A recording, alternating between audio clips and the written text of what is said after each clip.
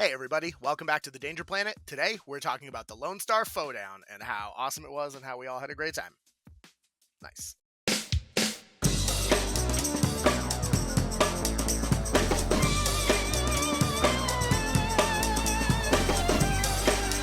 Welcome back to the Danger Planet. As you are usually accustomed to us talking about tournaments, I have a Longton and a Landon. Haku and Pope, you guys want to say hello? Praise be. Hello. Nice. But today we're joined by, for the very first time on the channel, our new best bud, Angel, who you might know online as Captain Shin Chan. Angel, you want to say hello? Hi, buddies. All right. So for those of you in the know, we were all Doug, Haku, Pope, Angel, 45 other people were all in Houston at the Dragon's Lair for the Lone Star Malifaux Faux Down 2023. It was a heck of a tournament. We're going to talk about a lot of that stuff. And congratulations to everybody who went and had a great time. Obviously, Jesse from Boring Conversation flew down. I should mention him. I stayed in his room. It was a great time. Also, super congrats, I guess, to Landon and Captain Shin Chan, or Angel, because you guys came in first and second in the tournament. It's nuts. Well done, guys. But I figure before we get in, just because we've never had Angel on the channel before, do you want to talk about who you are and what you do, in addition to just playing the Malifaux that you play? Sure. I'm a Spaniard that has immigrated to Canada 6 years ago. I live in Vancouver now, so Pacific Northwest, you could say. And I've been playing Malifaux for a long time, but I never played competitively until I arrived in North America, basically. And now I play with the Vancouver. We have a small group that we play casually almost every Wednesday. But I scratch my competitive itchiness going down to Bellingham mostly, where there is a big chunk of the Pacific Northwest players. And yeah, that's me and Malifaux relationship nowadays. So how far is Bellingham from you guys? Is it? It's since I'm Spanish and I don't have the Canadian passport, I count as Mexican at the border when I cross to your side, guys. So it always takes half an hour more. Oh no. My fingerprints are special. They need them every single time that I cross. So hour and a half, I would say. Otherwise, should be less than 1 hour. Gotcha, because you're right over the border. Yep. Very cool. And so you also do some, Vassal World Series stuff, yeah?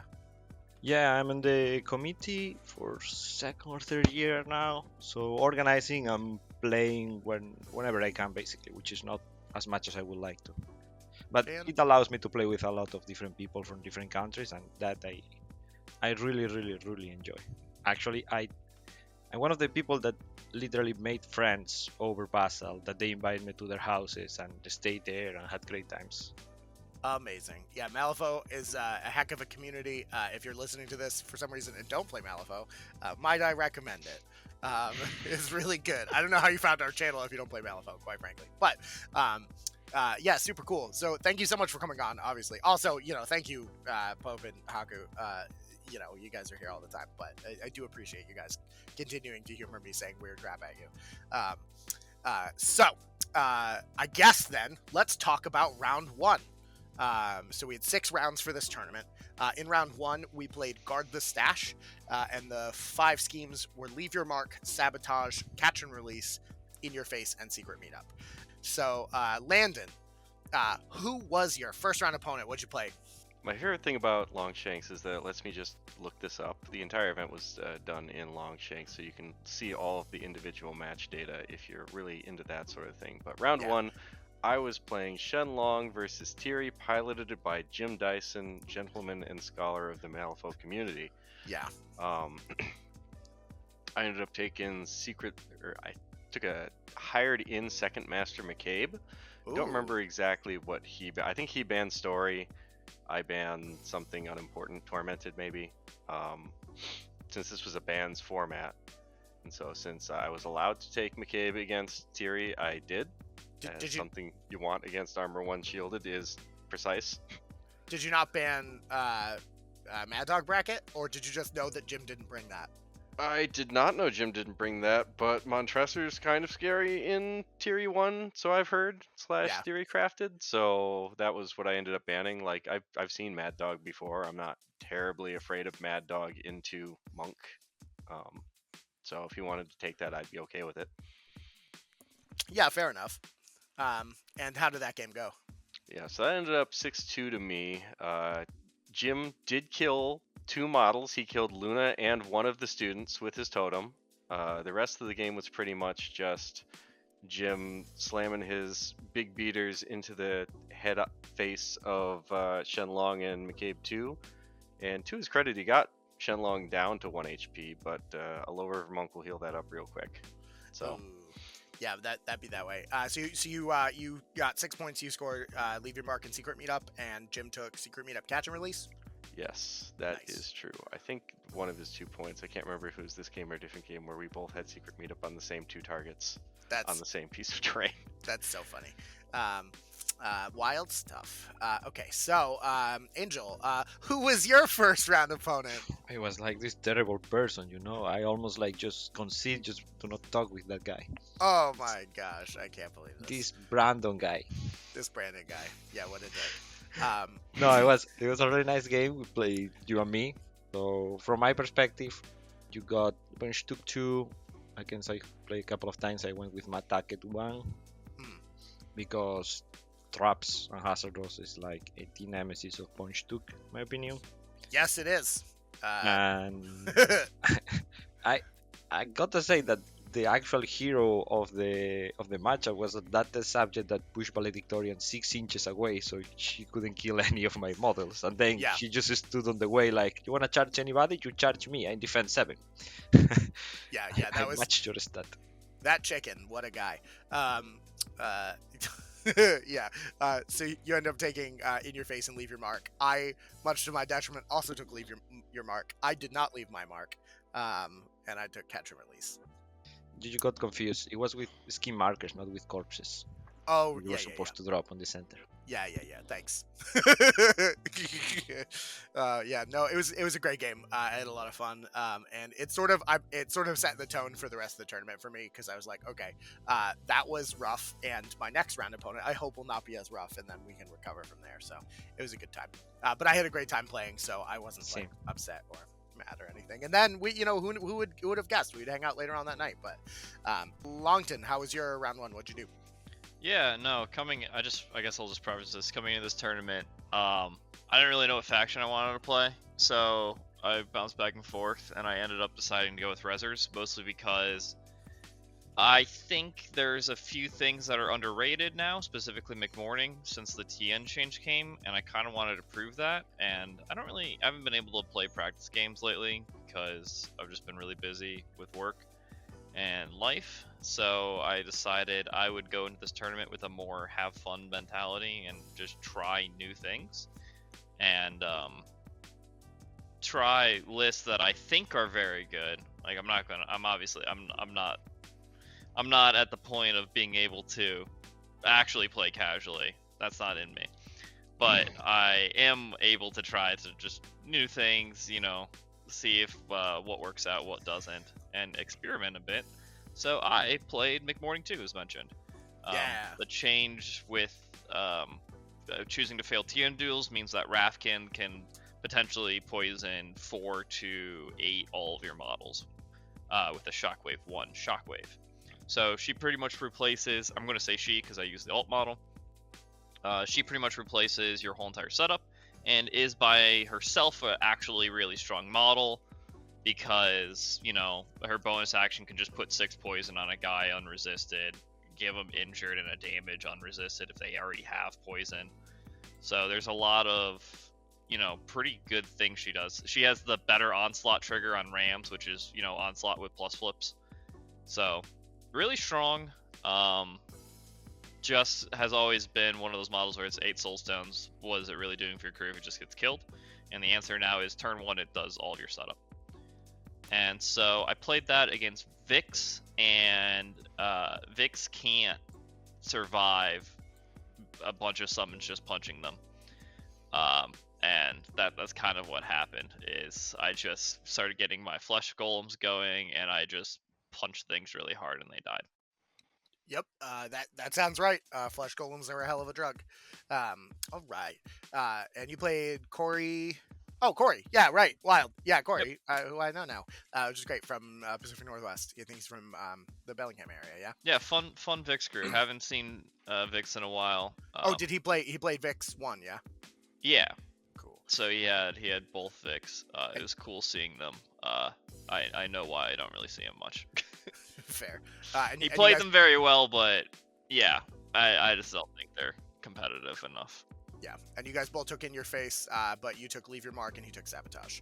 And then the game ended 6-4. Wild stuff. Round 2 of day 1, we had standard deployment. Oh, and round 1 was flank guard the stash. I don't think I said flank before.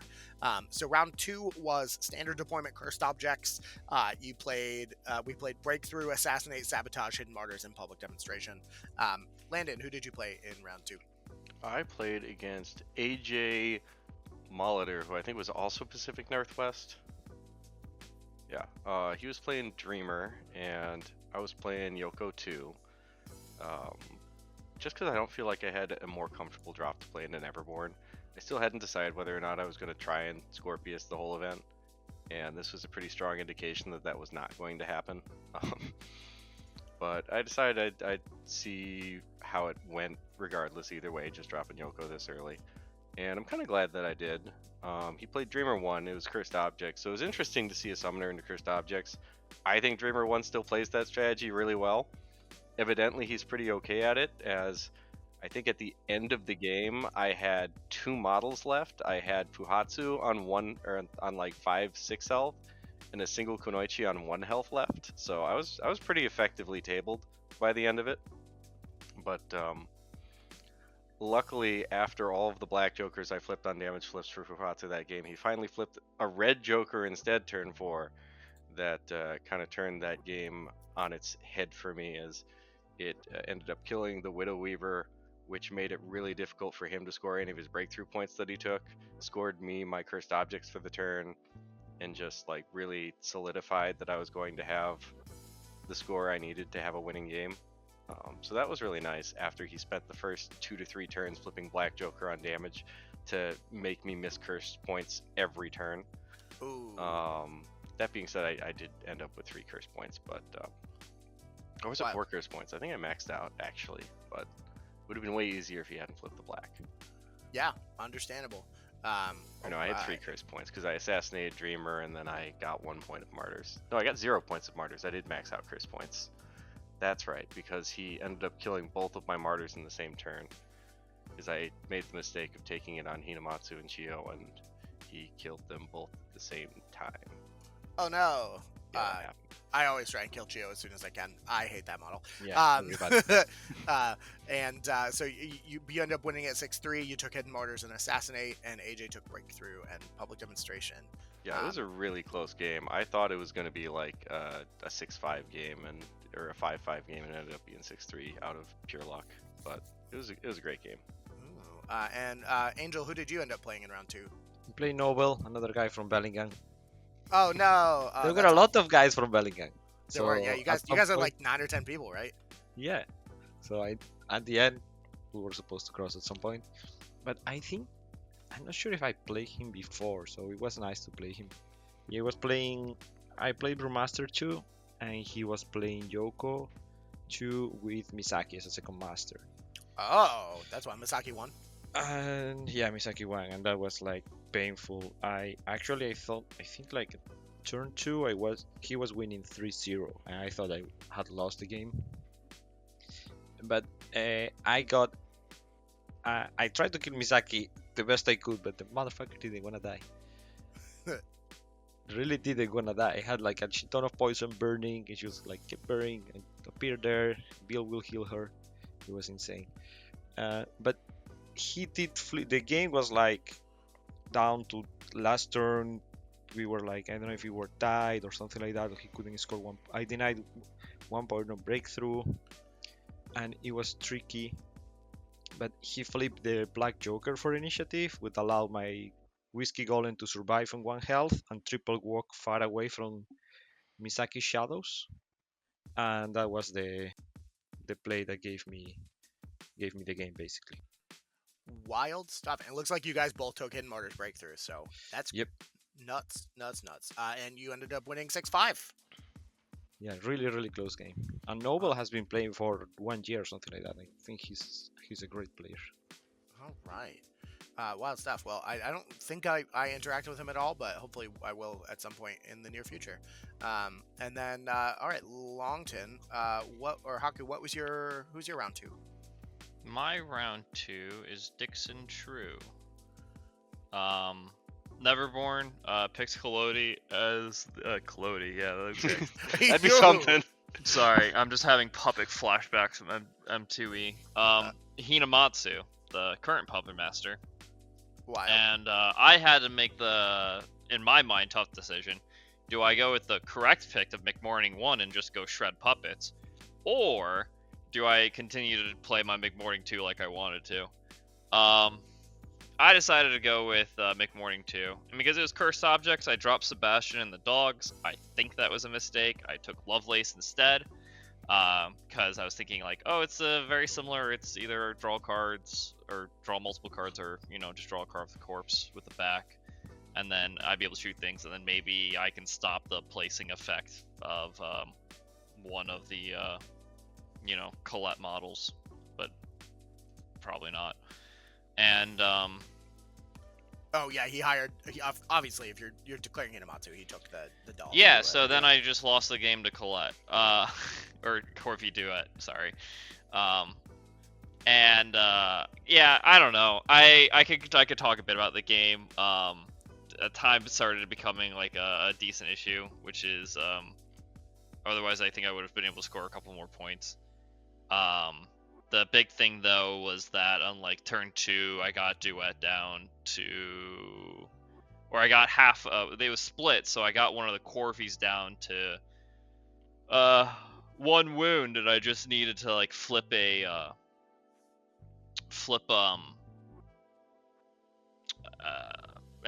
hit, right? Yeah. And I was flipping with an 11 in hand, and then he just flipped like 13, 13, 12, and with 3 attacks, and I just went, okay. Healed back up, and then just got into a kind of a rules argument. You're gonna hear this as a little bit of a pattern for the day, but yeah, no, just I kind of messed up because I'm used to playing Vassal where pieces and things can overlap. So he went with Emissary, double attack, double blasted, got some hungry land markers down, and I was like, oh, I can save Sloth and get him out of there, which I needed to get one of my points on Hidden Martyrs, I think. I don't even remember, but that sounds right. And yeah, you took Hidden Martyrs Assassinate. I needed to get him out of there and alive, and I had a Soul Stone, so I could have actually just walked, Soul Stone the damage, walk again and get out of there. But my idea was, I'll just go with McMorning, I'll push a person over the train, pick it up, get the Trail of Slime, upgrade, and then I can just push Sloth out. So the problem with that was I went and did that. I even said, I said it out loud that was my intention, and I pushed it over, it picked it up. And he's like, oh, now you have to pick up the other marker. And I go, what? And he's like, oh, there's 2 hungering land markers there. And I just went, what? And it was because he didn't want to put the 2 on top of each other because they wouldn't balance well. And I went, oh, right. I mean, obviously it has to be 2 because he blasted on him. I'm like, yeah, that makes logical sense. Whoops. Just one of the realities of playing with, in-person models and pieces is you just go, right. Yeah, playing with the space you sometimes do things for convenience over what the board state actually correctly represents, and I just messed it up, lost the points, lost the model, lost the AP, wasn't able to summon a flesh construct because I had to waste all 3 AP pushing things, and it couldn't recover from that point. I had to get a flesh golem, I had to make the space, and I just didn't have the damage anymore after that, so I just lost the game pretty much on those 2 things. Wild stuff. Yeah, fair enough. And it looks like you took Hidden Martyrs Assassinate, and he took Breakthrough Assassinate. Wild. My round two was wild. I played against Cam from the Texas area, Cameron Wassam, who Doug and I were hanging out with him and John Moser the night before, so we sort of knew each other a little bit. He played a really interesting list. I played some Seamus, and he played Misaki. No, he played Asami 2 with Second Master McCabe 2. But things just didn't really go super well for him. I think he told us the night before that he hadn't been playing for a while because 40k had ravaged his local meta, which is a shout out to Cam and John. Hopefully you guys will get back on track one day and see the light again. No, it's fine. 40k is okay. But yeah, I killed all his models. That's it. That's what happens. I did some puppety, some Seamus bubbly, make McCabe move with my minions into Seamus like over and over and over again, and eventually just killed McCabe down, ate through his soulstones, and then killed the rest of his models for the win. Because I took Breakthrough and Sabotage, because Seamus is great at both of those things, and he took Breakthrough Assassinate, and I got him. Round 3, which was the final round of day 1.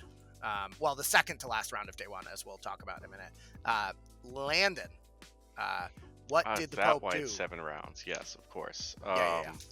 Oh, yeah. In my show notes, I put 7 rounds. We'll talk about it. Okay. Yeah. So this was probably one of my most fun games of the tournament. I was playing against Nathan Luckett.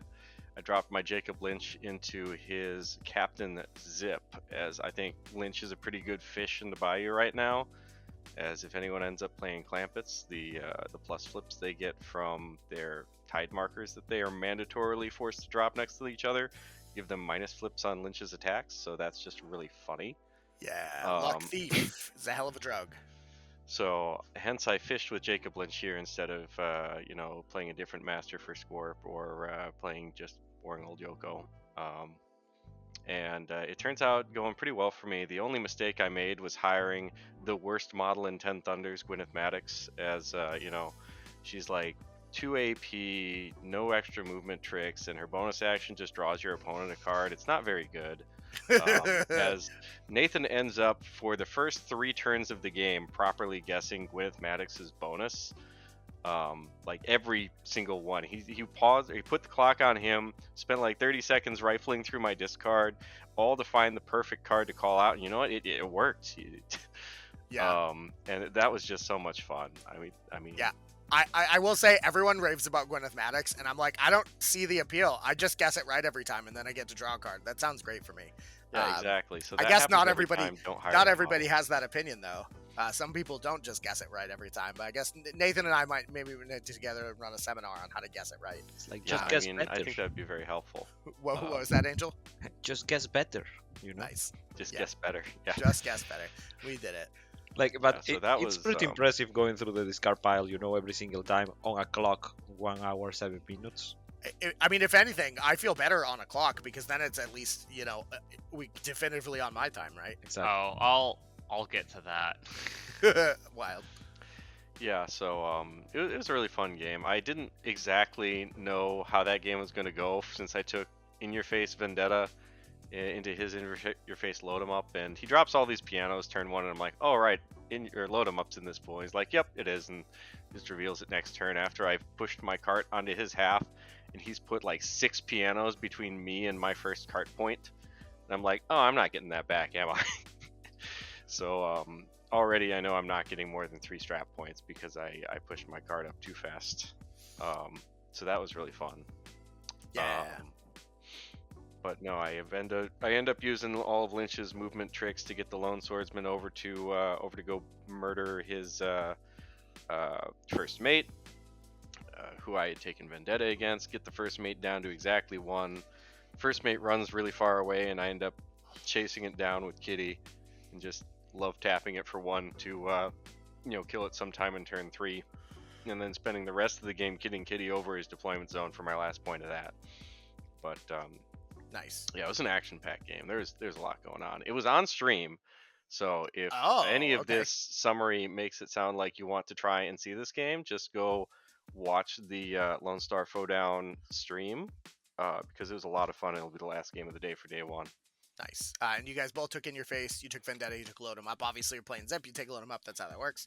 Yeah. Right. Which reminds me, I didn't talk about the pool. So we're playing Corner, Carve a Path, which is a wild choice. And then Vendetta, Spread Them Out, Load 'em Up, Set the Trap, In Your Face. I kept Zip to 2 points on Carve a Path, which is usually a pretty big W. Yeah, that's rough for Mr. Zip over there because you can't spend all of Zip's turn to do it because he can't interact. Yeah, but Corner's just so far. So honestly, the interact plans for Carve a Path, ironically, in my opinion, get way worse on Corner than they do on other deployments. Yeah, for sure.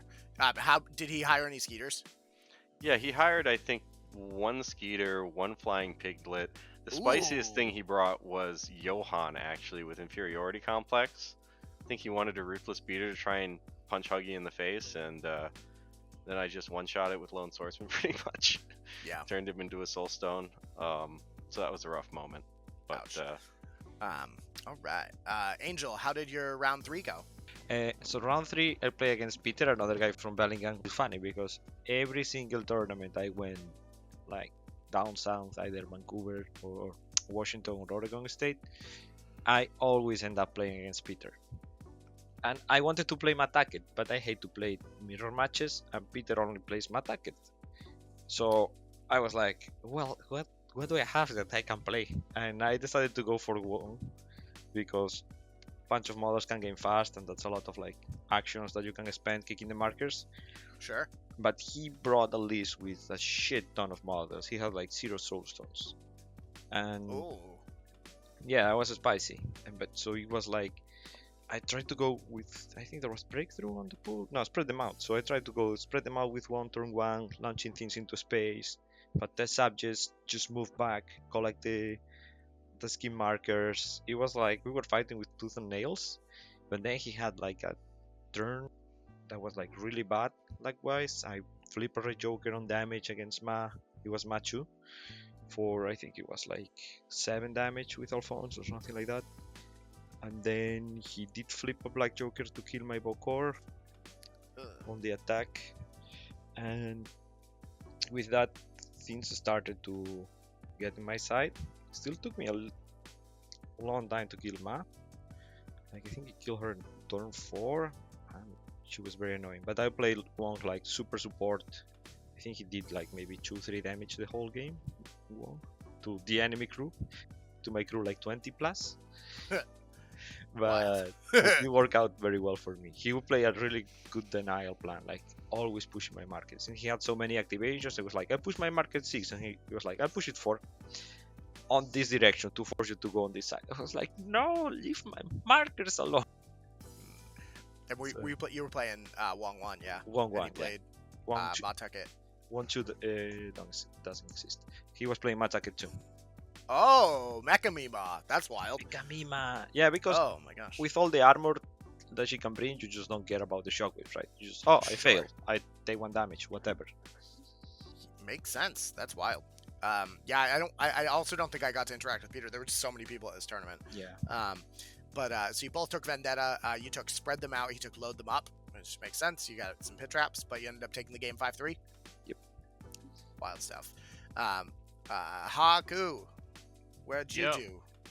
It rhymes. I played against a 10 Thunders player who played. What did my opponent play?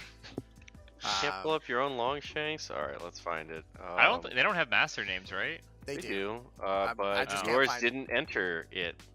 This game did not enter Masters for some reason, so I can't tell you. Okay. I was talking about it. What the fuck? It was Fuhatsu. It was. It wasn't. He brought 1 list, and I think this is the guy who brought 1 list and just played that list. Yeah, okay. Let's go over 10 Thunders Masters. It wasn't Mizaki. It looks like he played Jacob Lynch 2 in every round of the tournament. Yeah, thanks. Lynch 2. We did it. Okay. That makes sense. With Brandon Lee, right? I feel like he's one of those people who talked about the wrong Jacob Lynch list. Yeah, that's why I was asking you, because it was a list you disagreed with, not actually so you could look up on Longshanks. I have Longshanks pulled up. No. Yeah. So I played the only other crew I wanted to try out, and that was Castor. My logic is against 10 Thunders playing, having stealth would be nice, and I didn't want to deal with Yoko 2 as McMorning. So I decided, I'll just play Castor, and if I'm completely in their face fighting them, the extra pass tokens don't matter that much on Yoko. So we'll see. Then he declared Lynch 2, and I just went, cool. I'll just go stealthy boys, and I'll just go punch people in the face and just kill them. And that's what I did. I sent my master in, and I just kidnapped the hell out of Lynch, and then murdered him in the middle of the map turn 2. And then I murdered Huggy, and then I had him pushing his carve path marker with Fuhatsu. So that was very disappointing for him. And yeah, so it Castor punch, and goddamn, this Castor. This is technically Castor 2, and yeah, it feels strong. I'll say that after playing with it, I'm feeling more comfortable with Castor and Rezzers now. Yeah, he's a fervent boy, all right. I'll tell you. Yeah, it's definitely matchup dependent.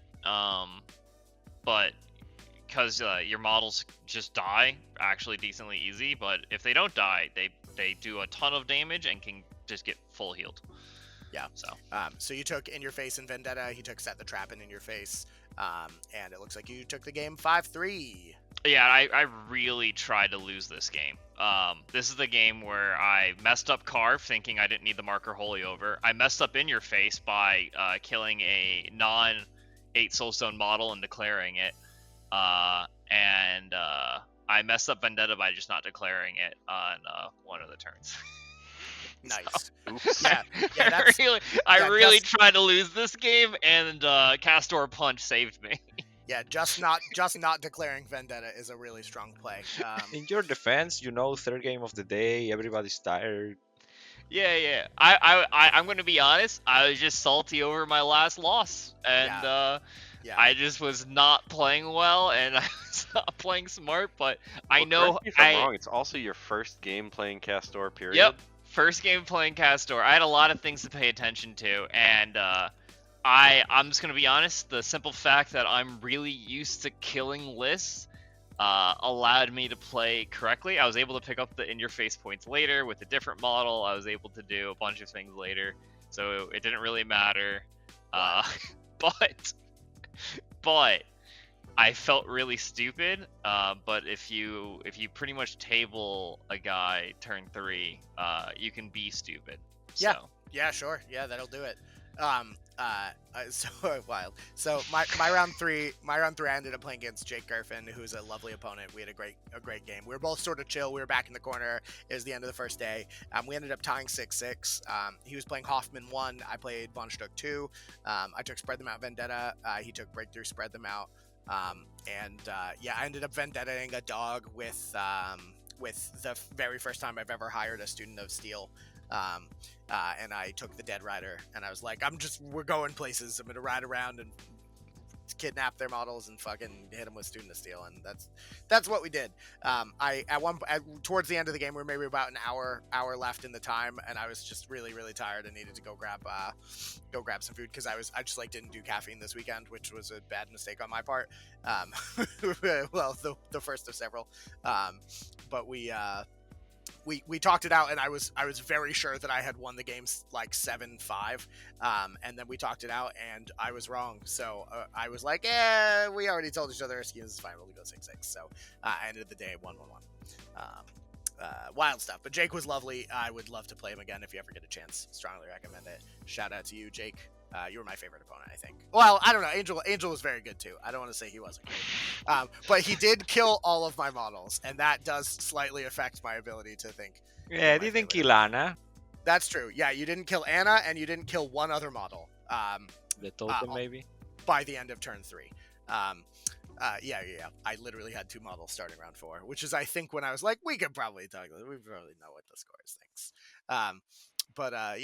lovely time. So round 4. I can sum this up really quick. At the end of day 1, we had 2 simultaneous events, which were lovely. They were the Bayou Bash and the Danger Karaoke. So for round 4, I declared Hamilton my shot as my first round opponent. This is sort of a weird bit that I've been doing the whole time, and I really love it. But I was like, hey, what are you playing for round 4 to all of my opponents, which was me saying, are you coming to karaoke and are you gonna sing and stuff? I know there was we did a lot of Hamilton. Also, at one point, somebody realized that pitchers of beer were available at the tavern, and things sort of start to get fuzzy around there for me. Landon locked in, and what did you guys do? I remember you did some Du Hast at one point, as is your ancestral requirement, Landon. Yeah, so I did some Du Hast. I did The Last Stand from Sabaton. We did Right. more Hamilton. Yep, I remember the Sabaton. I'm trying to remember. There were other songs that were sung. There were a lot of songs. I particularly remember, I don't know the name of the song that goes, hey, hey, hey, hey. Carlo it's just the killed. He-Man Oh song. yeah. Oh, Carlo. Yeah, Carlo did What's Going On. Carlo has a band. Crap. Oh my god, I wish I had thought about this again, but again, I am just remembering it for the first time now. Carlo, legitimately just has a band, and you should find out what that is and check it out. He did What's Going On by Four Non Blondes, and it was wildly that was good. so good. Wildly That might have been good. my favorite karaoke of the night. Or Owen doing the one song with the King from Hamilton, but... Yes. Yeah, very, very good. Yeah, I remember, I wasn't there on a corner drinking with Ambrose and Tom.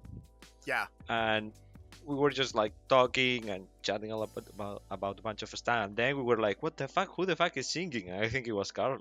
And we were like, wow. And I was like, those are some nice pipes. Nice. Oh my gosh. Yeah. Very cool. So the way that the Dragon's Lair is broken out, it's like game store in the back, tournament area in the way back, and then in the front they have this little bar restaurant area. And I thought that's where karaoke was going to happen, but they had some other stuff, so they'd cleared out the back room for us for the whole weekend. So they were putting all the other things. I guess something Magic the Gathering.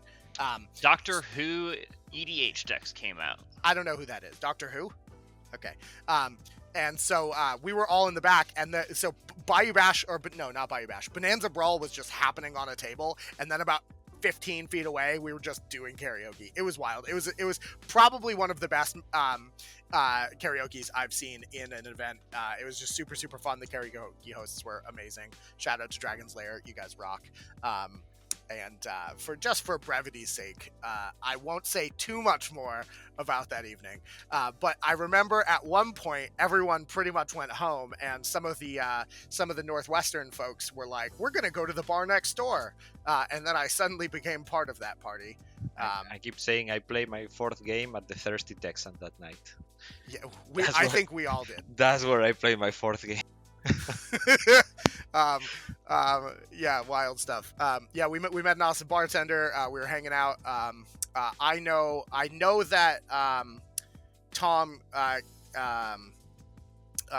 Corey. Oh my gosh, Tom, Corey, and myself, and some of the random Texans that we walked into were there well past their closing time. I think Angel, you were there until 2ish or 2:33. Yeah, it was not even 2, I think, but around 2. Yeah, and I know Doug and Jesse came by, and I only know Jesse came by because I found a selfie of the 3 of you, me, Tom, and Corey and Jesse on my phone yesterday. I had no memory of that.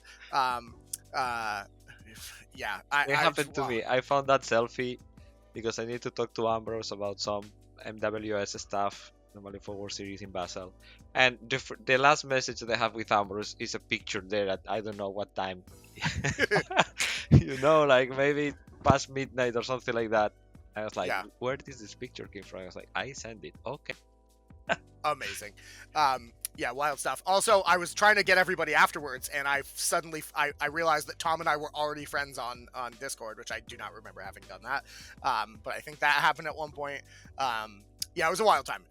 Thirsty Texan, shout out to you guys that very reasonably entertainment. I think that even today they are wondering who's that bad juju we were like yelling about. Oh my That one. god! Okay, all right. So at one point, somebody mentioned bad juju. I don't remember who exactly brought it up at one point, and I was like, "That model's terrible. I never hire it."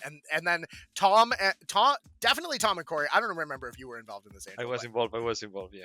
Oh, wild. Yeah. So everyone was like, And no, Jesse. this guy's great. And they were trying to convince me. And somebody said, I even hire him as a master or as a leader. And I just wasn't expecting that. And I lost it. And a combination of the fact that we were in Texas, so there was smoking allowed in the bar. And that I was on the floor gasping for air, laughing for what I think was like 15 minutes. I was, oh my gosh. It was a great night. It was a good time. Good time. Round 4, excellent time. Let's talk about round 5. Tell me about round 5 because I didn't get back to my hotel room until 6 a.m. So what happened? Round 5. The official round 4. Officially round 4. Danger Planet round 5. So it was guard the stash on Wedge, breakthrough vendetta, sabotage, hidden martyrs, public demonstration. I don't know if I heard that there was a repair that I think was my fault. I think Doug also didn't make it to round 4. I think Doug dropped there. Was it Tom's fault? Yeah. Oh, why was it Tom's fault? Another casualty of that night. But he actually ended up appearing, but he was just like hungover, didn't realize his watch or his time on his phone was stealing like Alberta time. Oh no. And he was just like trying to recover some energy in bed while reading a book, waiting when I was like calling him and sending him messages. Tom. Oh, so Tom didn't make it to round 4 either? He made it, and that's why they had to redo the pairings actually. Oh, he gotcha. made it, but we were already about to start or something like that. That's so funny. Man, shout out to the Northwest guys. You guys know how to party. Man, maybe we shouldn't. We need a chaperone next time for. Oh my god. Wild shit. All right. Well, so oh my gosh, Landon. Tell us what is the word of the Pope on round 4? What happened? How was it? All right. So I played against some of the Texas Old Guard on 10 Thunders. He was playing Misaki 1. I was playing Yoko 2. This was the point where I officially decided I'm giving up the Scorpius because I don't know. It wasn't happening. I had already played my 2 best masters, and there were 3 of the hardest games to go. Yeah. Your opponent was Eeyore? Yes. Okay.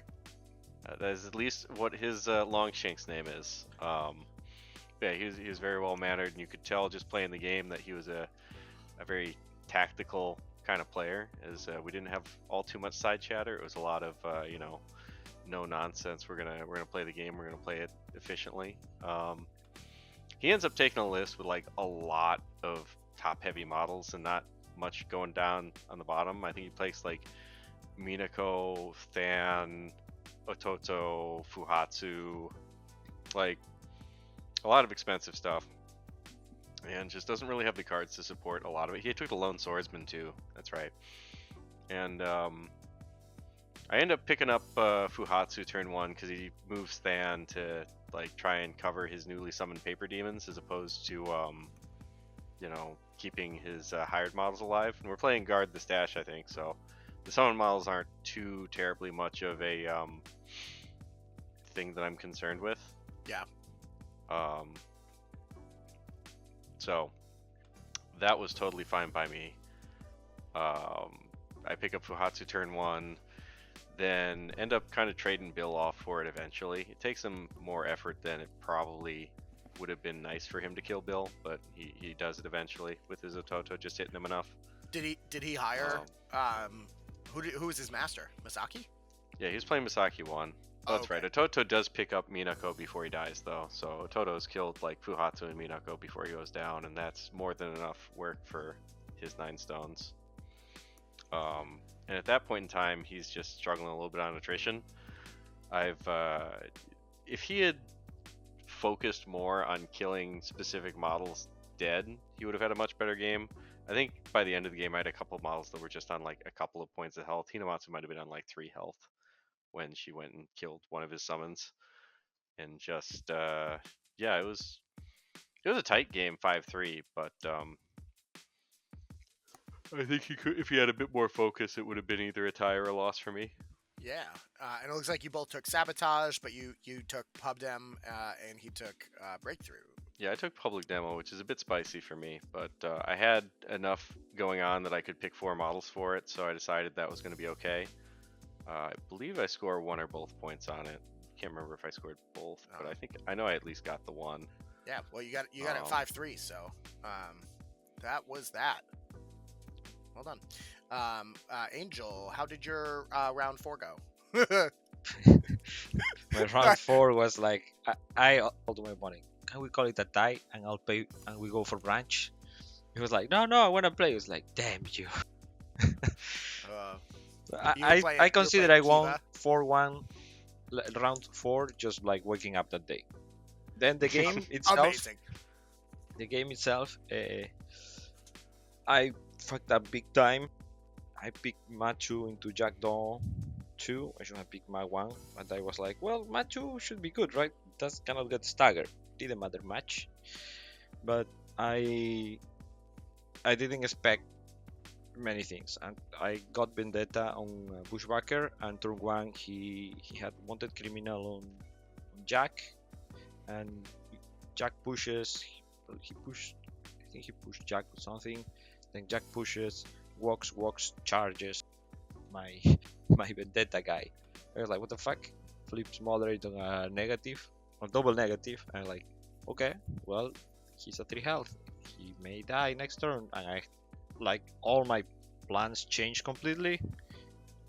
And I went like, okay, I'm gonna try to kill Daw and save my Vendetta target. Then he activates first, turn 2, and flips again moderate on a single neck this time for another 3 damage and kills him.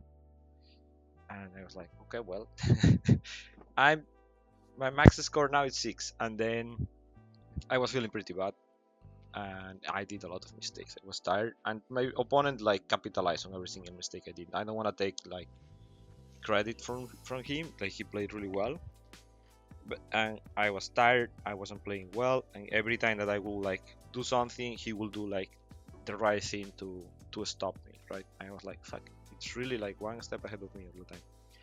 Yeah. And in the end, it ended up going to the clock. So I did my turn 5 with 6 models to activate with less than 2 minutes on the clock. I think it was around 1 minute 40, 1 minute 50. And I managed to get all the activations, but I lost because I did my Mataket activation in 8 seconds so quickly that I forgot to discard a card to toss Jack Dawson Crate. So that's on me. That was wild stuff. So another casualty of round 4. Yeah, another casualty of the Thirsty Texan. For sure. Oh man. Good stuff. It's a good thing Landon paid me to take you out drinking, so we could. No, I mean, what? Oh no! Wait, did I say that? Oh. And then why I ended up paying like $200 that they blocked my bank account, paying for alcohol for every bandit there. Oh my gosh! Where is this money? Where is this money? Who can say? Oh my gosh, wild stuff. But good times all around. Completely worth it. It was a great night, and it was worth it. Nice. So that's Haku. How was your round? How was your round 4? My round 4 was against Owen, and I don't know. Wedge Outcasts. I decided Blasty Blast from Hannah, Blasty Blast from Mad Dog kind of meant I probably shouldn't play a setup crew in Wedge. So I didn't play McMorning. I decided to play Castor, and I punched him really hard. Also, it helped. There was hazardous cacti forests on the map, so they were just hazardous ones, dense concealing forests. And I just threw Hannah into them every chance I got. He brought a machinist, so that wouldn't happen. Also to probably dodge block blood. And turn 1 I just kidnapped Hannah, threw in her force, hit her a few times, moved her around, hired Barb instead of one of the second Cavern Neff. Pope's right, Barb's good. I just knew that they could get like one punched, so I really wanted a more tanky model, and the fact that there was Hazard Strain meant, having built-in shove aside is pretty good. And that's exactly what happened. Yeah. And then on turn 2, he walked like the machinist over so that Hannah wouldn't just get owned by terrain. And then Owen forgot the most important part of Malifaux, and that's getting good. And I just hit things with red jokers. Like it was like, right. machinist, Yeah. we're gonna play this cute little game of like machinist coming forward, shielding, all these other things, and then Barb just hit him once to knock him away, and onslaughted I think like nothing, and then I was just like, oh, you know what? I'll hit him further away. And I just red joker kill him, and then like next turn I'm just like putting Hannah in her place in the forest, and I think I even stunned her with nurse just to really rub it in. And then it's just like, oh, I'll go have to deal with this other model. And then I just red Joker in, and I just go, oh, okay, that one's dead too. And then next round, I just red Joker damage again on another model. And it's like, God, Owen, just get good. Yeah, So, right. Yeah. I mean, that's really on Owen for not making you flip black jokers and letting you flip red jokers all the time. Yeah, when just I don't know what he was thinking. Yeah, just Powerful get strat. good. So I'd want to say That's like, something. oh, this was like this really tough competitive game, but I red jokered on damage, and it's fucking ridiculous what you can do with that. So Wild stuff. You know, in a lot of ways, I'd like to think that this was actually you enacting our vengeance for what Owen did to us at Nova, which is to say, it had karaoke. It's almost like we have a widely publicized weakness at some point. Something alcohol. Okay. I did not play in round 4. I decided that my opponent in round 4 would be Sleep, so I slept through round 4, made it in for round 5. Landon, what was your round 5? Who'd you play? I played my round 5 versus Carlo. It was an interesting game. I played Yoko 2 versus Von Shield 2. This one was also streamed by, it was what, Heroic Scale Gamers, right? Heroic Scale Gamers was streaming the event. Yeah. Watch the stream. It was a good game. I take Catch and Release and Assassinate, and only get the reveal on Shield. Don't end up killing him, but end up put out enough hurt on him so that it was covert ops. So he scores exactly 1 point the entire game, which is covert ops on turn 5, when I just decide he's allowed to have a point finally. Pass tokens and covert ops are not fair. Rough stuff. You were playing Yoko 2, he was playing Von Shield 2, and this was Angel's opponent from the previous round. So in a lot of ways, you correct. So he was still going for Scorpius at this point in time, and I believe he actually wins Scorpius. So he did. Yep. Carlo ended up winning Scorpius, and he. We also found out at the end of your game that for both of your games, he had dropped the red Joker out of his deck, so he was playing both of those games without the red Joker. Yeah, that was an interesting thing to accidentally find out afterwards. It was funny, but I felt for him. Angel, I had heard in your game he because he was playing Jackdaw, so he took Hanged, so he kept black jokering, so he didn't notice. Yeah, right? he got at least like 2 or 3 black red jokers during that game, so I think that's what like allowed him like to not like, well, okay, what is my red joker? Yeah. But then it was definitely suspicious, and he came to me like, dude, I play without red joker our game. I was like, but you did red joker me a couple of times. It's like, no, it was the black joker. You're like, yeah, you're right, I never saw your actual red joker. Yeah, amazing. Why? Yeah, that's Jackdaw. Yeah, hey, that's one of the dangers of playing with the Hang. You might not notice your red Joker fell out. Angel, how was your round 5? Had you recovered by that point? Yeah, a little bit. I couldn't put like any food in my bed. Inside of myself. And I play against Pete. It was at that point I knew I was not fighting for winning the tournament, so I just like stopped pressing on the gas, and I was like, okay, let's just like enjoy things. And I took Brewmaster 1 from a spin, and then I saw fucking Sandeep, and I knew it was gonna be Sandeep 2, and I was like, you know what, this game is gonna be tossing a coin, flipping a coin. And like, if it goes well for me, Sandeep should be dead like turn 2, turn 3, and maybe the Golem as well, or somebody else. And if it doesn't go well and I get ruined by the shockwaves, that's it for me.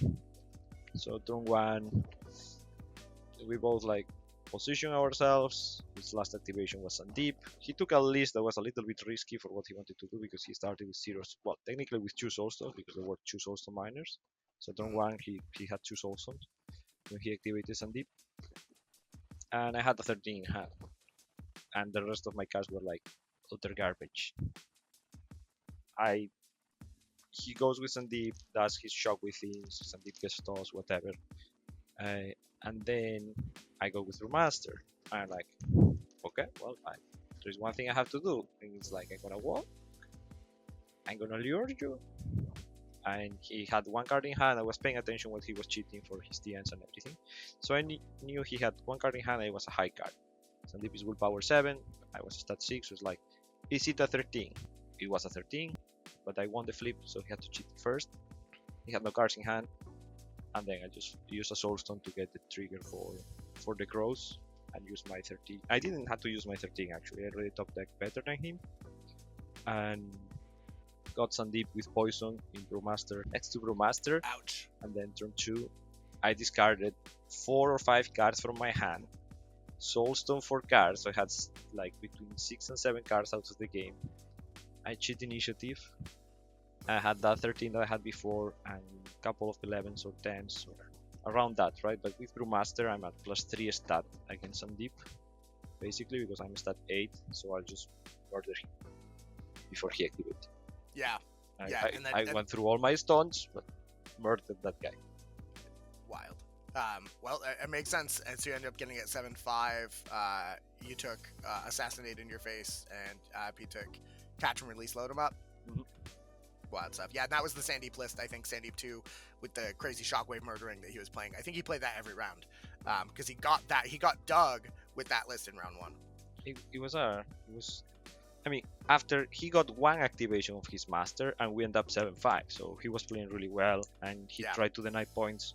But in the end, like having Brewmaster alive, it helped me a lot because I was like luring my own models and reposition stuff. I almost fucked up pretty poorly, but in the end I managed to sneak 1 point there. Yeah, buddy. All right. Haku, how'd you do? What's going on round 5? Go. Okay. All right. I'm going to start this off by saying I'm just not going to say the name of my opponent. I'm going to... No, I have nothing against... I literally have nothing against my opponent. I got a little angle shot, I think, by my opponent saying they were kind of new to the game. And then following it up by just getting a few basic rules. So I was kind of being like, oh, well, we talked about, like, you know, taking a bit of time to explain some things, what's going on. I'm playing a really complicated crew, so I understand that. Because I decided to play McMorning. I have a lot of stuff going on, a lot of poison. I'm using a whiteboard and tally marks, and I'm playing in Shack Doll, so there's all these staggered conditions, slow conditions, conditions galore, poison galore. So there's all these things going on, and I got a little angle shot, and we were mentioning about being a little bit more casual on time. He's like, oh, if you need to explain things, you can do it on my time. And I'm like, okay, sure, fine. We'll just be. I just assumed it was going to be a little bit more of a casual game.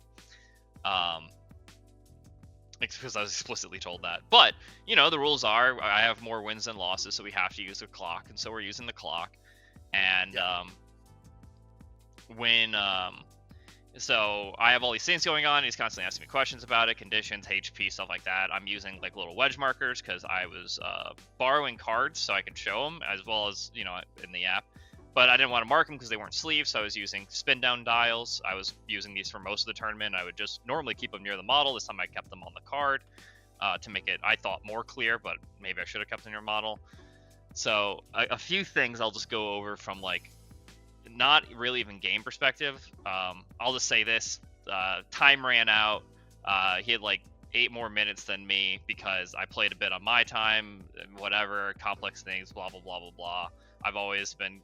I don't want to say I'm iffy with time, because I generally think I actually do pretty well on time, especially for complex crews, but, you know, this is the first time playing it. It's definitely part of my problem, but my biggest problem is I'm not used to using a clock in real life, and this whole entire tournament, I sucked at making sure to play on, my opponents played on my time a lot. Yeah, that's one of the challenges for sure.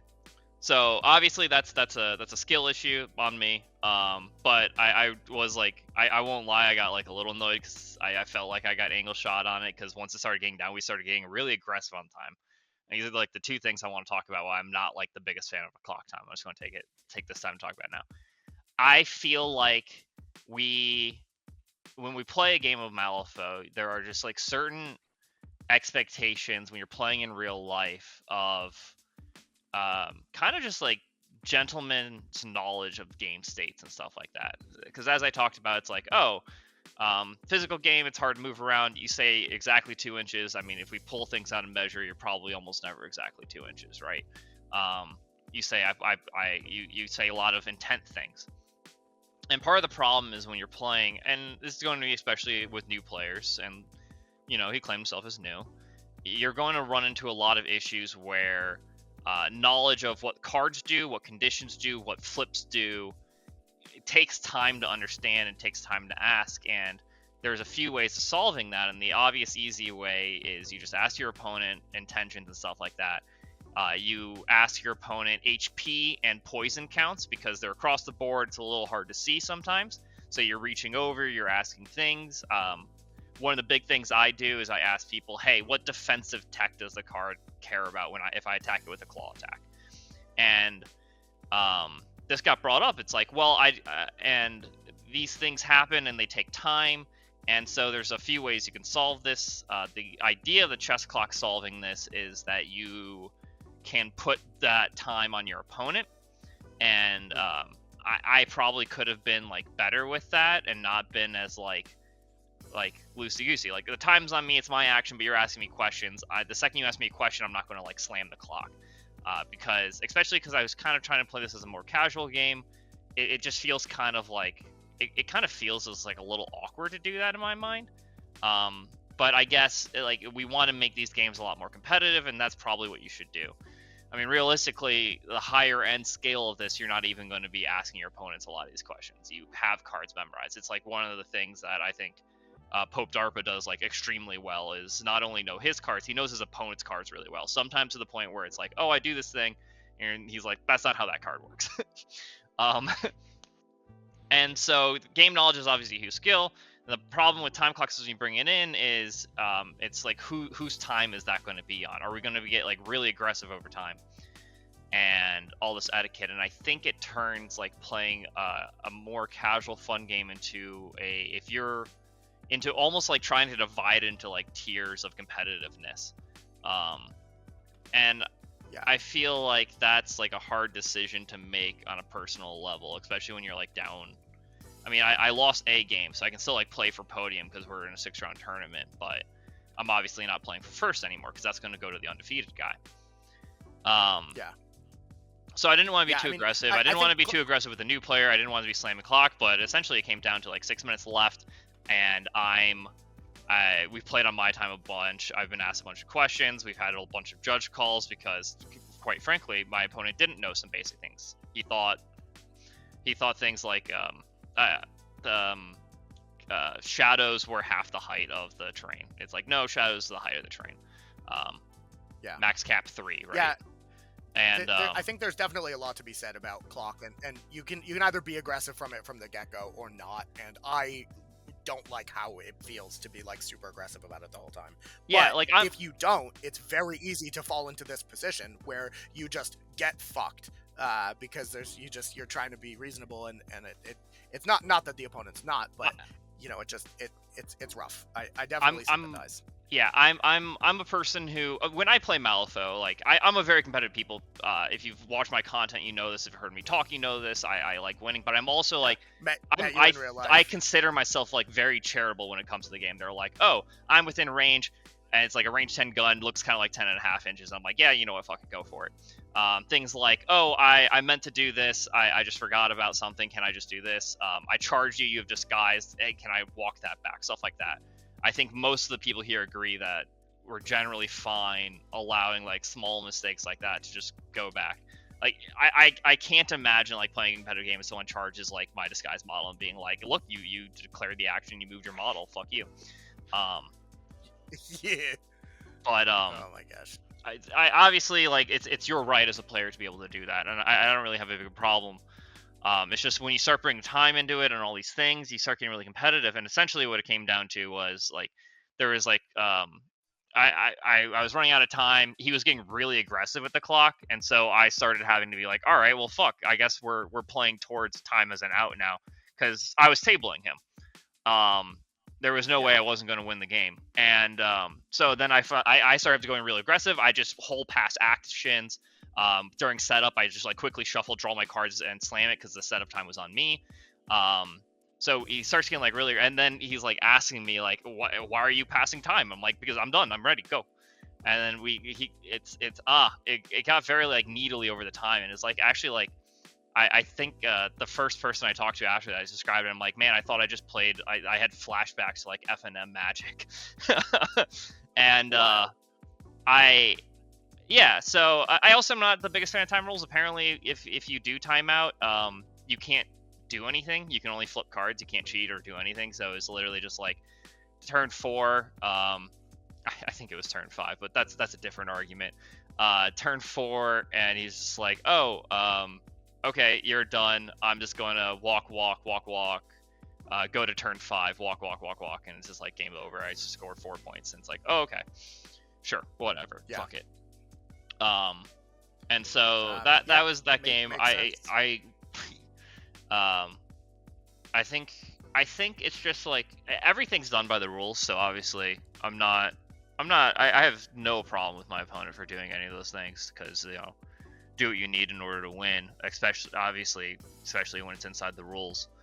To go back to like the clock thing though, it really feels like it's forcing to be a much more competitive. I think like if I go to an event like this again, I'm going to end up becoming like the asshole with it, or maybe obviously like I played a list that plays into clock turns because I'm summoning models, I'm putting poison on everything, like there's many actions I'm taking. But that's also an option, right? Just play a list that's more clock friendly. It feels like part of it though is just like I don't know. It's like it's honestly is. I've played, obviously, with like Malifaux is also a game of gotchas. Like that's always been a known thing, and it just kind of felt like a whole game was just a gotcha. And I don't know. It made me like really soured on chess clocks, to be honest, especially in person. Did you have like, sorry for interrupting, do you have like this feeling like during the 6th game, or was only this particular game? Because on the other games, did you clock out? I clocked out in one other game. The other games I got close to clocking out, but otherwise no. Like it really came down to like I didn't feel this way when there was still like time left. So if there was ever time left, both me and my opponents were always really casual about it. Even if it was getting kind of closer, but something like changed honestly in a couple of my opponents when like time started getting closer to being off. It's like people are panicking. And I think that's like a lot of what it was. I actually talked to my opponent at this specific game afterwards, and he's like, "Look, your cards do so many things. It's hard to read poison. It's hard to read your HP amounts." And I didn't want to ask because then that gives away my intentions. I get that. I think actually that was like the other thing I want to bring up. I feel like that's just something you have to realize is like going to happen in a real game of Malifaux. You have to be just willing to ask your opponent questions and give away like some of your intentions. Like, hey, I see that low HP model. How much HP does it actually have left? Do you have defensive tech? Are you able to heal? I feel like these are questions that in person Malifaux you just have to ask. And, I always tell the people with whom I play here, like when we play on clocks, sometimes we play on clocks just for fun and just to get some practice. And I tell them like, most of the time it's about asking the right questions. Like if you plan to do something and you need to know what that model has, like defensive tech, like you were saying, just ask. Maybe you're giving away your intention, but is that better, or going on a gotcha, or like losing 5 minutes on the clock because you're looking at the cards and you don't want to look at that single card? Now you have to look at all the cards so the guy doesn't suspect, etc., etc. And the other opponent is also gonna be like trying to do the same thing, right? So probably won't be even paying attention on what you're doing. Yeah, so and that's kind of what I noticed, and I think you're right. I probably just have to like train on clocks as well. I get blocked out a lot, and just be willing to just like push that clock immediately. It's like, dude, if you're taking a couple more time to think about it, this has to be on you. Yeah, I just don't know. Definitely a culture shock. It was definitely very new to me, even though I played a little bit on clocks and have played games in the past that did clocks. But I don't like the end of turn rules. I will. We also didn't have a lot of time, and I also kind of felt like if you're playing on shared time, obviously you have your own issues of not wanting to call like slow play on one of your opponents. I've never had that problem, and I've lost because I've played slow and my opponents took advantage of that. And And I generally think the person who plays slow is the one who gets screwed over more, because they're normally playing a crew that's not great at scoring immediately because they have a lot of things going on.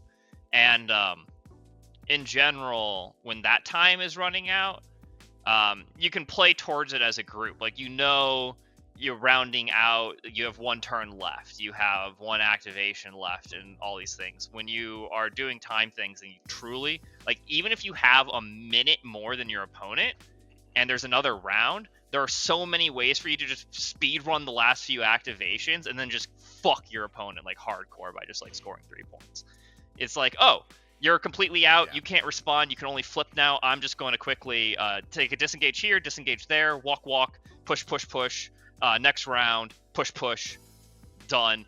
I got 3 more points because I like had a minute in this like 2 hour and 15-minute game we played. So yeah, if you clock out, you're gonna lose. I just the way that the rules are written for this event, I don't see that being a thing. I almost feel like I almost feel like you have to like bring in additional rules. Like, if there's 5 minutes left on both your opponents, both your clock and your opponent's, that's no new turns or something like that. If you really want to try to get like intricate with chess clock rules, I feel like something like that has to happen because Sure. Yeah. I don't disagree. I mean, if it's massive diversity, that makes sense. But if it's not, then I completely agree with something like that. We will table that discussion for another time, just because I want to get this finished up. I will talk quickly about my round 5. I had a lovely opponent. His name was Ryan Cruz. You should follow him on Instagram because he played me with an entirely non-metal metal Tiri crew that he did by hand without an airbrush. It was a wildly good crew. He ended up winning Best Painted by like a mile. And we had a lovely game. He was a great guy, except that not except him, but I was playing Bonstück 2. He was playing Tiri 1. Tiri draw a card Tiri, which is Tiri 1, yeah. Yes, Yeah. that was Tiri. And I did not see a single card higher than a 10 in my hand for the first 4 rounds of the game. And I missed every single attack that I took for the first 4 rounds. At one point, though, the research assistant blasted like 3 models off the table in a single activation, so that was cool. But it was very, very rough. He got me 8-3. He took catch and release and pub dem and scored all of it, and I scored assassinate and catch and release. I think I got 1-1-1 on covert ops. It was rough, but it was a great game nonetheless. So let's finish out the last round real quick, which is round 6. It was corner cursed objects with Vendetta, leave your mark, spread them out, set the trap and secret meetup. Landon, you played Rob. How'd it go? Yeah, so I played Yoko 2 into Rob's Zareta. I accidentally put it wrong in the Longshanks, but he did play Zareta 2. This is another one of those games that you can see on the stream. Oh yeah, because you guys played this game on stream too. Of course you did. Yeah, it makes sense. Yeah, it was top table for the entire event. It was going to be on stream. Yes. So he ends up playing Zareta 2 in an interesting twist to try and mess up with my activation order type plan, because this is not the first game I've played Yoko 2 into Rob Perry. He's kind of had a taste of what it does, and this was, I think, his idea of how he's going to pick it apart, which was interesting. I get 1 activation into turn 1, and then immediately he's slamming down Zareta and then stoning for the trigger to make me go with Yoko 2 next. Luckily, I cheated a good card for initiative and flipped a card by that point in time, so I actually had cards to pick up in my discard. So it wasn't actually as much of a big flex or a gotcha as I think he was hoping it was going to be. Because after that, I just went back to using my pass tokens, and it was corner, so having to push my guys up the board earlier than I needed to wasn't the worst thing in the world. They were just kind of further up the board already. Yeah. But yeah, no real action happens turn 1 because of that. And it's a pretty tight game. It's really late, so I end up getting really confused between staggered and stunned at some point in time. That's not entirely both on me and on his crew for having every condition in the game. But I don't think it ultimately made that much of a difference, but I did feel a little bad about it.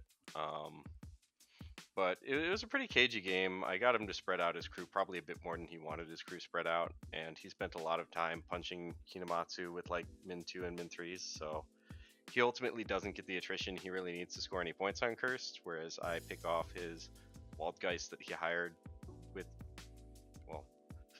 I'd say relative ease, but it did take me a long time to kill one of them that I started on. But ultimately, I get 3 curse points, I get 2 leave your mark points, I get 1 secret meetup point, and he gets his secret meetup point, a curse point, and I think I gave him 2 secret meetup points just because we ended up at that point in time being pretty down to it, and I wanted to go catch my plane.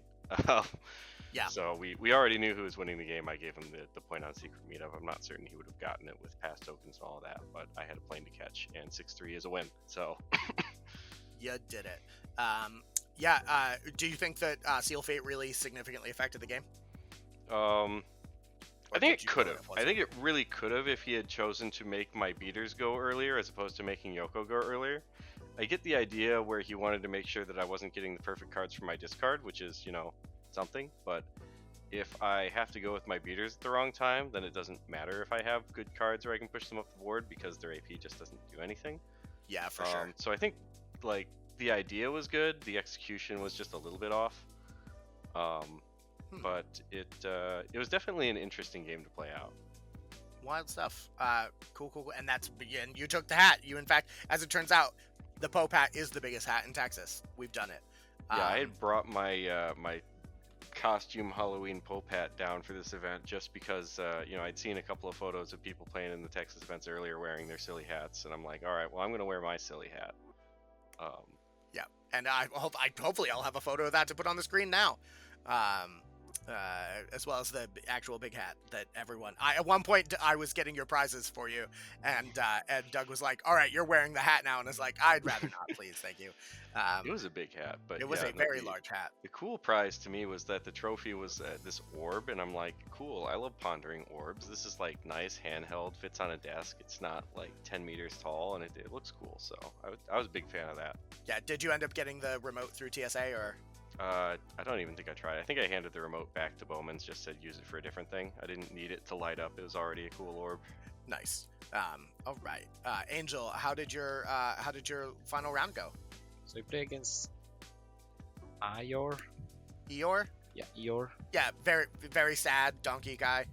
Yeah. Nice. But since it was the last game, we had a lot of time to chit chat after. It was great to play against him. I kind of felt the same. So I'm not like a very tactical person. I just like, that's why my main faction is Bayou. I just like to flip cards and see what happens and then adapt. But he was like measuring every single, like, you know, like super precise kind of guy, and he brought Misaki 2 or Misaki 1 as a second master, and oh my god, I fucking hate Misaki. So basically I went with my 1 because it's like, you know what, fuck this shit, I'm gonna put as many traps as I can in the middle between you and me and hope you bring a low model count and have to waste actions destroying my traps, and that's exactly what happened. Yeah, second master makes sense. I mean, that's like a good chunk of points. I think I brought like 10 models or 11 models, and he brought like Misaki, Shenlong, Ototo, Koji, because he had Leave Your Mark that he actually scored, and something else. And yeah, turn 1 I had in corner, I had Misaki on my face basically, and murdering stuff. But yeah, I murder Ototo in exchange. Willpower 4. Like my little kid was yelling at him like, "Go into that trap!" He was obeying. And then at some point I killed everything but Shenlong and Misaki, and then it was just impossible to kill them because Misaki just buries and appears wherever she wants, and Shenlong just butterfly jump, heal himself around 2 health or 1 health and 2 poison to back to full, and there was nothing I could do to stop that. It was a super low scoring game, right? It was 4-2. Yeah, it's literally like I killed 2 model. I got 1 point from Vendetta from the Bushbacker again before he died, and it's the same thing that happened against Carlo happened. Like, I'm gonna deploy the Bushbacker so he can get like Vendetta turn 2, but I'm gonna deploy like farther away this time. I'm not gonna overexpose it. Turn 1, I have Misaki in the Bushbacker's face. I'm like, fucking hell, I cannot believe this is happening again. I'm gonna lose 2 points here. But then I activated first turn 2 because I had like 2 pass tokens that I created with map plus the initiative, the +1 to initiative with omens. So I was like, I'm gonna go first and that guy is gonna shoot twice at Koji because it was the Vendetta target. Hopefully he didn't stone for damage. I burned all my hand, and I did just enough damage to score the first Vendetta point. Nice. But then, yeah, then kill Ototo, I kill Koji, and I couldn't score more points because I had to kill either Misaki or Shenlong. And I tried. I honestly tried, but Shenlong went from almost my deployment zone to his deployment zone, like butterfly jumping and moving. Oh my gosh. Yeah, Shenlong is a trick. And- What a guy. And we ended up like Misaki, I think he was at full health, and Shenlong was at full health. And I put like easily 10 attacks into Shenlong. Wild stuff, and you ended up 4-2, and you came in second overall, except for the one round that you dropped because of the Texas thing. Wild stuff. Haku, how's your final game? Yeah, I played against Ambrose, Alcathos, for those on Discord, and Vassal. It was a lot of fun. He basically, I was like, all right, I'm done with this summoning engine and all these things. I'm gonna go head empty, no thoughts, smash things with Caster, because that worked out really well for me. And yeah, it works out really well for me. He did this really cute Zoraida play that I think is actually kind of cracked, which is Zoraida, Angel Eyes, and what you do is turn 2 and turn 1 on Wedge, I guess. You can go with Angel Eyes on beginning of turn 2. I went in and Castor just popped a guy. Popped 2 guys, actually, because blasting. And my totem being a really stupid ability to just warp across the board and take a charge action. So, did that, killed a couple small guys. But now I'm next to Zoraida and Angel Eyes. So what he does is he goes with Angel Eyes, puts 3 shots into me because he's fast with focus.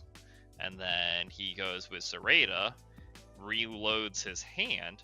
Actually, he didn't. That was actually the clutch thing. Obeyed, because he had like another 13 and 12. Obeyed Angel Eyes. Thankfully, she failed one of her shots. Zoraida was able to hit me, get me down to 3 HP with the doll stuck on me. So, can ping me for, worrying amounts of damage over turn. Would be worrying if I wasn't Castor. So, he almost one-rounds me. And if he didn't reload his hand, because he had the 13 in hand and wanted to keep it, and then had to pitch it for a terrifying duel, if he just reloaded his hand, I think he probably killed Castor in an evacuation into Accomplice. Thankfully, he wasn't able to do that. I brought Castor all the way back to my side of deployment by just walking him 3 times. And then he asked me, how much healing do you think you can put on Castor? And I did the math, and I told him I can just 100% heal him. And, Did you? I think I walked over and you had, right? And your Yep. spirit. So, thankfully he didn't one-round me. I think he did like a Hail Mary play with like the captain to try to just like do one more shot on him, or he tried to, but the math just didn't work out. Because he could only get 1 attack. And so he just ended up going, well, crap. So then he focused attacks on something else. And everything went downhill for him there, except for the fact that he was able to just god flip a few of his attacks later on. My proudest moment of the whole tournament came when I got to angle shoot him. When it was like turn 3, middle of the map. He goes with Zoraida, and he's just killing my guys, and he just goes, he attacks my guy, and on a neg flip, because I distracted him, and I just was like, that's a 9. I'll just full heal with my guy, because I'm regen 4. So I'll just take the damage. I don't need to cheat it. And so he hits me, and then he hits me again, and then I'm like, I don't need to cheat this, because you only kill me on Red Joker on damage. What are the odds? And then he Red Jokers me on damage and kills my guy. Really bummed about that. But the part I'm proud about is he then goes, I wonder if I should reload my hand. How many cards do you have in hand? And I'm like, I've got 5 cards. And he's like, yeah, sure, I'll do it. And then I'm just like, all right, sweet. I discard a 4, a 4, a 3, a 2. And cool, thanks for the new hand of cards. Wild stuff. Yeah. I've been on both sides of the pitch the hand thing. So I just yeah. like playing up like, oh, yeah, I don't need to cheat that. I look at my hand, can't cheat this negative flip. Lol. That's very funny. Yeah. Yeah, So it was a really fun game. We were joking the whole time. It actually ended up being really close because the guy he red Joker was my vendetta target, who I didn't bother getting the first point on because the guy was what the hell the guy was the captain, and I'm just like, I'm not letting this guy live around inside my deployment zone, so I just decided to kill him instead of trying to go for the point. And then yeah, then the rest of it was just like it ended up being really low scoring just because of how the cursed objects were. Yeah, makes sense. I had sort of a dream matchup in my game. I was playing Seamus 1 against Elijah, who he was a little bit not newer, but he doesn't play a lot of competitive tournament Malifaux. And he took Lady J, but hired a couple models that I was a little confused on, and I killed his whole crew. So I won 7-3. Actually, I won 8. I think I won 8-3. And it was misreported, but I found out too late, and it didn't really matter. But I got all the points off Leave Your Mark and Vendetta. He got a point for Spread Them Out, I think, because Lone Marshal and Lady Justice did nothing but that the whole game, and then a point for Vendetta. And I don't think he got. I think I gave him the second point to Spread Them Out, but he didn't score any cursed objects. I took Manos. It was sort of rude. But yeah, so that was the Texas tournament. I guess in closing, if you have any great moments or thoughts that we didn't already cover, that'd be cool. But I want to know what your thoughts were on the clocks. I want to know what your thoughts were on the bands, and if it was relevant. And then I want to know what your thoughts were on the karaoke and how hard we went, and should we go harder next time. So Pope, bands, clocks, what are your thoughts? Go. I'm gonna start with the easy question. The answer is yes, we need to go harder on karaoke because I still showed up for round 4 and I could play just fine. All right, well, I'm sorry, Pope. What time did you leave the bar / all the things? next time you need to come out to the bar with us. That's exactly. what that's I'll be the answer. chaperone. We did it, Angel. We have a chaperone now. That's good or bad. All right. Well, based on our performance at Nova, I would say bad. Okay. Yeah, that was the one where I did lose after we drank. You're right. That's why I lost Nova. Totally. I have that effect on people. Yeah. So, anyways, as far as the other things, bands I think worked out. In my opinion, Yeah. It affected my hiring in at least 1 or 2 games. I don't mind it. I enjoy the idea of a format where we feel comfortable hiring masters, and that was good for me. I made good use of it in the games where I did it, and banning out Uncle Vog mattered in at least the game that I played against Bayou. So Yeah. I don't know, I like it. Nice. Clocks, I was expecting to benefit more from clocks as a player who plays pretty fast, but I didn't really notice it, to be honest. I don't know, my games finished too quickly for anybody to clock out. Fair enough. Angel, what are your thoughts? I like bans. I hate double masters, but at least bans give some agency on what you ban. I just wish I didn't have to ban story all the time. I could ban Misaki. And Yeah. against me, Same. everybody banned Angler, and I didn't bring any Angler models, so it didn't affect me much. And I usually play mostly in keyboard and versatile, so I couldn't Yeah. care less. Well, if it helps, I would have banned Big Brain Bryn if you had let me, but you declared It's not Matucket, a so declared attack. what are you gonna do? And then with clocks, I really like clocks. I hated clocks before trying them so bad, and I still don't completely like them online because it's just like a weird small square there or rectangle yellow on top of Basal, which is Yeah. really counterintuitive.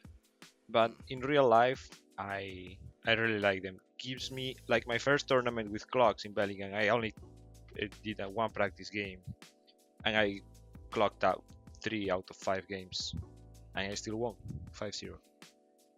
So it's really you have to get used to it, but it's true what Haku was saying before. there are some rules that need to be either written down or respected for both players. And when somebody is being aggressive on the clock against me, that's what I expect. Basically, I don't take it personally. It's like, dude, it's your time. If I'm taking up your time, of course, put it on my time. It's the least you can do. I don't take it personally. It's just like we're playing, and you want to have your 1 hour, 7 minutes, and 30 seconds to play. I want to have mine as well. So I will be feeling bad if I abuse of it and I'm taking more of your time that I should. So sometimes you are like thinking for like 5 minutes what to cheat, or sometimes you have to rush to the bathroom, to the toilet because you were on the Thirsty Texans the night before. And that's it. I really like clocks, especially in real life when you see the clock there and you see your opponent. And I always try like to pass it when my opponent forgets, and my opponents do the same to me. And I think it's fine. There's always can be like bad experiences, like it happened to Haku. Well, there can be, in my opinion, even worse experience without the clocks, because I've played many tournaments where I didn't get to turn 4. Well, not many, but more than once, more than what I would like to. Yep, Sometimes it was my fault agree. and I didn't realize, and maybe I got the wrong impression of like, oh, this guy stole all the time, and probably was me thinking for 20 minutes. So that way I have agency on my own time. And Karaoke, it was just too much light for me. I need a darker place. That's why the Thirsty Texan was perfect. All right. Well, I'm coming out to the West Coast next year, and I promise I will find us a dark place to karaoke with the whole Malifaux. I'm making plans to go to Boston. Well, it's not Boston. It's another one of those small. Captain Con this year. Well, or next year, 2024, right? Oh my gosh! Yeah. If you come out to Captain Con, I promise we won't survive to see Sunday morning. Sounds good to me. All right. Oh man, I'm so excited. That's gonna be a great time. We go to an actual bar. I promise it's dark. It's gonna be a nice. I'll promise I'll try my best to go. Amazing. Yeah, start practicing now. Haku, go. 3 points. Clocks, bands, stuff. Go. All right. I said some of my thoughts on clocks. Overall, I get Angel's argument. I respect clocks. I respect if you want to do them. I do think maybe we got to figure out the rules for when like no extra turns can happen. I know you're using clocks to try not to have that happen, but I feel like it could, like 1 minute difference could just have like hilariously unbalanced effects. So that being said, maybe they just need to be fleshed out a little bit more. And the more we play with them, the less like contentious it would be. I think is also a great example. This being my first tournament, I didn't really want to play like that. But you're probably right. Like just playing more aggressive with the clock is, people probably won't be offended at it. I'm just, you just have to do it, because I used to play chess somewhat competitively, and you can you slam those clocks sometimes, especially in speed chess. And no one gets affronted at it. So it's probably a very similar thing where once you just play it, people are like, yeah, no, that's just in your head, dude. Just fucking hit the clock when you need to hit the clock. Yeah. Bands format. What are your thoughts on bands? I actually am a fan of double masters. I think they all suck, and if you hire them, you're generally hurting yourself. There are a few good tech ones, like Landon brought up. Be like, I need armor, hard to kill, and stuff like that. And if I think bands is just like it's just like an extra reward for game knowledge.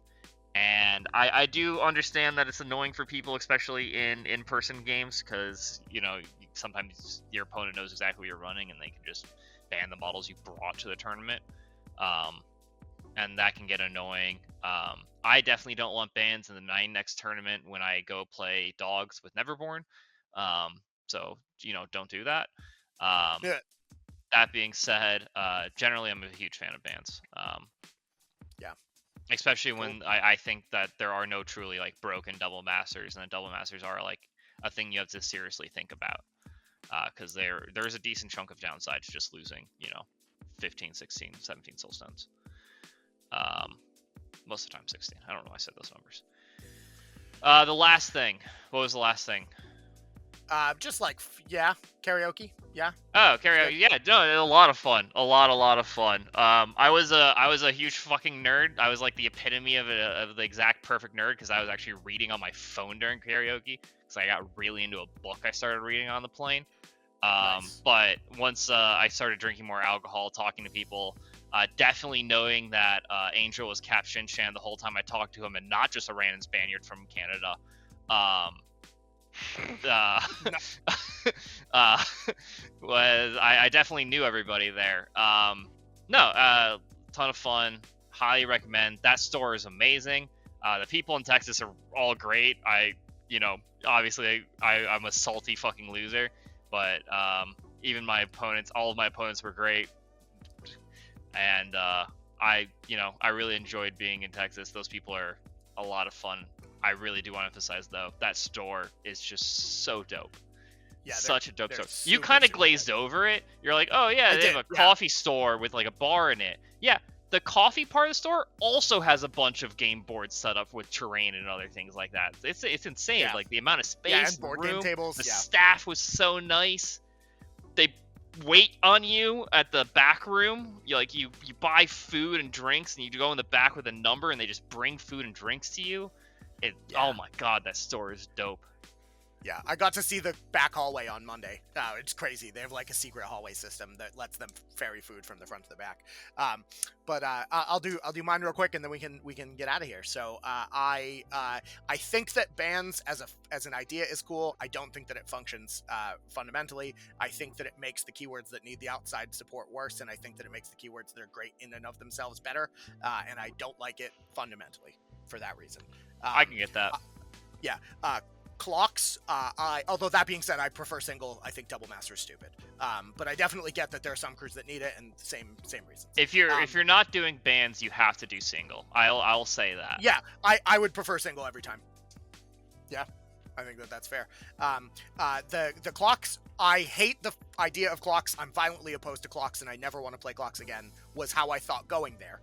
And I almost didn't go because of the clocks. But turns out I don't hate the clocks as much as I thought that I do. I think that they're fine, and I think actually they might be a thing that we want to implement to Boston tournaments. However, the end of round situation from that was untenable, and I would never do that.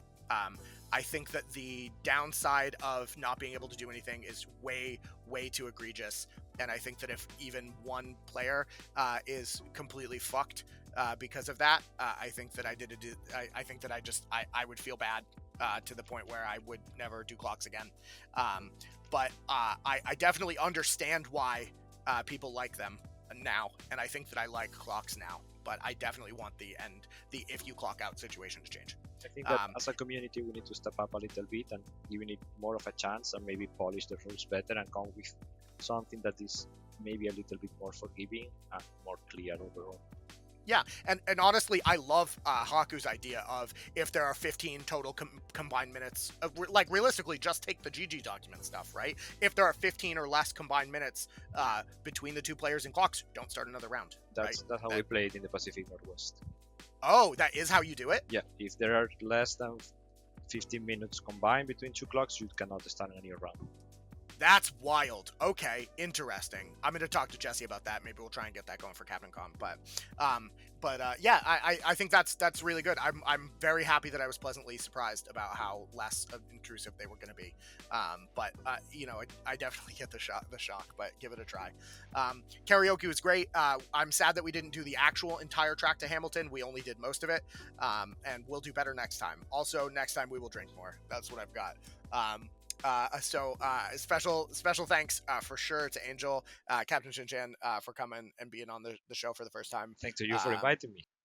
Yeah, please come back. We'd love to chat with you more. And I'm definitely coming out to your area. And oh my God, if you come to Captain Con, it's going to be a wild time. And also Landon, Longton, Haku, Pope, all four of you. Thanks so much for coming. Thank you. Thanks for having us. As always. And congrats again to all three of you, for placing higher than me. You did it, but especially Angel, congrats on second, and Landon, congrats on first. So thanks everybody for listening. Definitely check out our Discord. You can find us down below. We'll try and do our best to link all the stuff that we mentioned talking about this. And oh my gosh, if you have a chance to go to the Dragon's Lair because you're in Houston, do it. If you have a chance to go to one of Doug Bowman's tournaments, you should do it. He's a fantastic TO, and we all had an excellent time. So Subscribe, comment below. Yeah, keep an ear to the ground because we're gonna launch our Patreon real soon. And that's what I got. Thanks so much, everybody. Thank you to the guests. Have a great night. Danger Planet out.